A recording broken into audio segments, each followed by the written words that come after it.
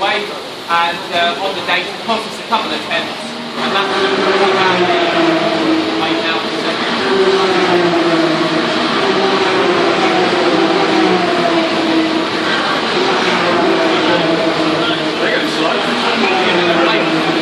Those couple of tenths would have put us around the P3 mark, so actually pace in the dry yesterday was really impressive. We just need to carry that into today and into the wet.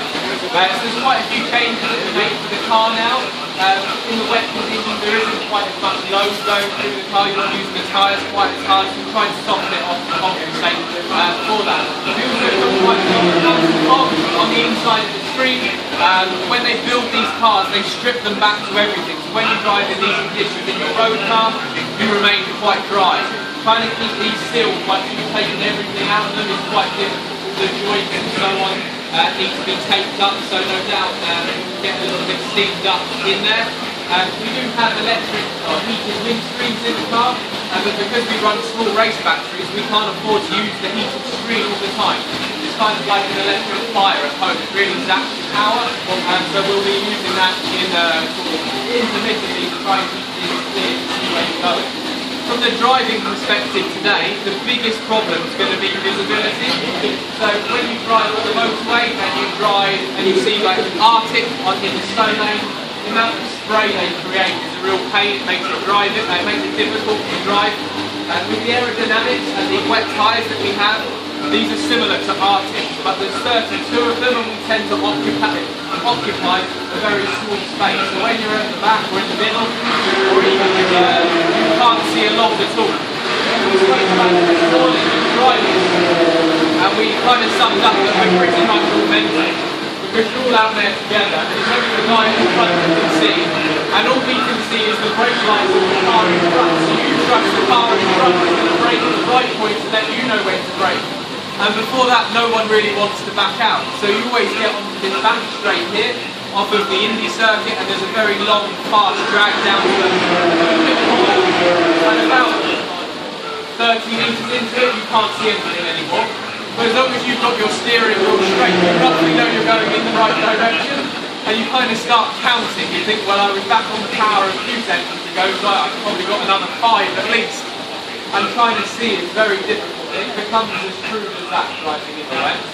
If you're starting on pole position, you can get out in front. It often gives you an advantage. Even if you haven't got the quickest car, the advantage you get through visibility will give you that upper hand. It's going to be interesting to see how it plays out today.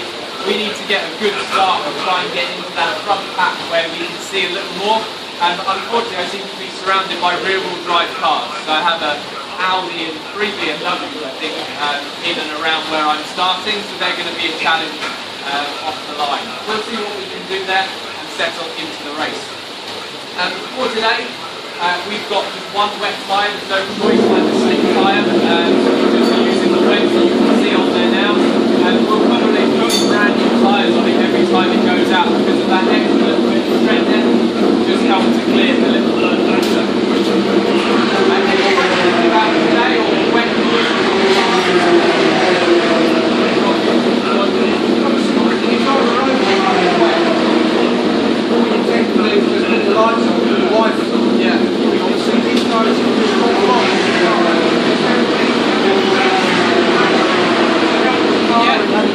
yeah, so as you said at the start, we're going to soften the car off quite a lot, so the suspension will be reduced, the spring will be reduced, just so it moves around a little more freely. But coming back to driving on the road, moving down the road, it becomes a little too fast, everything goes light and your car goes like rabbit's nose, and you'll get a little nervous. We've had that experience, that happens between every point in these conditions. It's really scary sometimes. It can be a little bit scary. You get out of the car at the end of the race and you're like, wow, actually 2 more to go. But they do. The water's so deep out there today, and we're hitting it so quickly, the cars will just lift off the floor, and you're not in control at that point. You have to wait for things to settle back down and try not to do too much until you get your grip back. So they're pretty caring to drive. You really have to be on top of things. You'll also see, if you ever dare to watch by the back fence, there's rivers that run across the circuit, and they present a challenge to themselves. well, because not only do they lift you off the floor, they tend to move you in the direction of the water as well, so they can create a few issues. So it becomes quite tricky. Matt Jackson, one of the other drivers in the team, went out with Ali Down this morning. He went round in his road car, and Matt jumped in with an opinion of whether it's good to go or not. And Matt said, absolutely not, it's too wet, you won't be able to see a thing. And Alan told him to get used to it because we're running anyway. So we've got TV schedule to see to. So we'll be out no matter what. You mentioned the real started last year. You were here at the winter. Yeah. Different drivers technique. And I think the technique that you'll see today, you'll see some different racing lines. Those that you are used to seeing racing, you'll know that we kind of start on the outside, come in, flip the apex, and then back out to the outside. When you've been doing that quite a lot in the dry, you tend to leave a lot of rubber down, and rubber, when it's wet, is quite slippery. It's more slippery than the normal asphalt that we have. You'll see a wet line being used where you try to cross that, so you'll maybe brake in the middle of the circuit, cross that rubber line all the way out to the outside, and then try to come back through and drive out nice and straight on the grippier tire. So it'll be a different styling actually. And the rear-wheel drive will have better traction. As they accelerate, the weight goes backwards and they get better grip. So you'll see them quite quick off of the corners.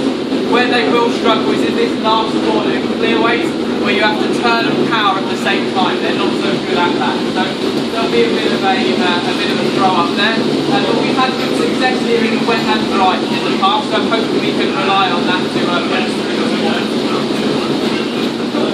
Any other questions?